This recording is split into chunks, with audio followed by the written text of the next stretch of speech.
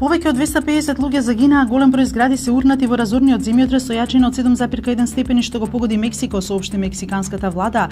Во едно училиште кое се урнало загинале 20 деца, а по 30 се трага. Стравувањата се дека бројот на жртвите ќе биде многу поголем бидејќи голем број луѓе се заробени под урнатините. Од утрово во сите потрачни канцеларии на ДИК се собираат потребните 10.000 подписи за одржување референдум за зголемување на времетраењето на породилното боледување на 18 месеци. Иницијатор е граѓанското здружение 450 породилно. Полицијата во Шпанија го апси каталонскиот министер за економија Јосеп Марија Жове по претресот во потрага по документи поврзани со референдумот за независност на Каталонија, објавија локалните медиуми.